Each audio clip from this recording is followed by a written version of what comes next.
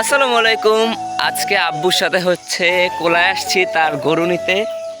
আব্বু আসছে তার গরু নিতে, তার সাথে সাথে আমিও আসছি যে দেখি। অনেক দিন পর কোলায় আসছি, কতদিন পর তাও জানি না। তো এটা আবার আমার আব্বুর গরু দেখে আপনাদেরকে। দেখেন আমার আব্বুর গরু হচ্ছে এই একটা আর ওই একটা।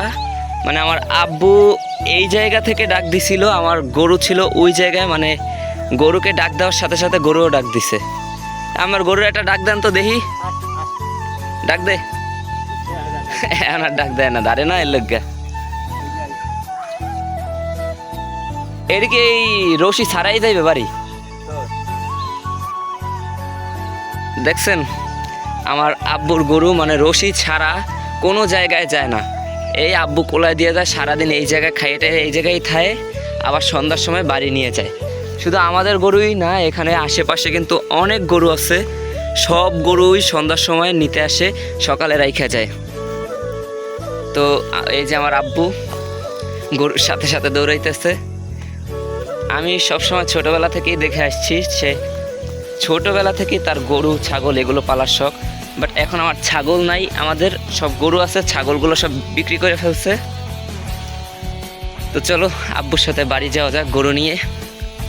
আমার পিছনে আশেপাশে কিন্তু অনেক গরু আছে, তো দেখতেই পারতেছেন। ওই আমার আব্বু আর ওই তার গরুগুলো আগে যাচ্ছে। তো চলো বাড়ি যাই। সো গাইস, এটা হচ্ছে আমি নতুন নতুন ব্লগ করি। যদি আমার ব্লগে ভুল ত্রুটি থেকে থাকে তাহলে অবশ্যই ভুলগুলোকে ক্ষমা করে দিবেন, কারণ আমার ব্লগ করার অতটা মানে এক্সপিরিয়েন্স নাই আর কি, যেটা বলতে পারি। তো বাড়ি যাওয়া যাক। সো গাইস, আব্বুর সাথে গরু নিতে এসে এখানে বসে আছি। আব্বু বসে বসে ফোন দেখছে, আর এই হচ্ছে আব্বুর গরু ঘাস খাচ্ছে। তো এখানে একটা কুকুরও বসে আছে।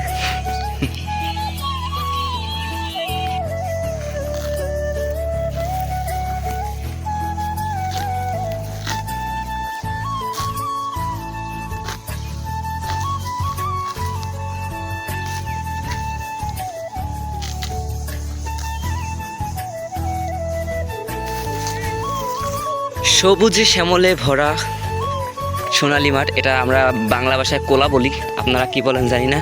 মগো কোলায় আইছি, এই দেখেন কোলায় হয়েছে গিয়া এনে ভুট্টা চাষ করছে, বুঝছেন।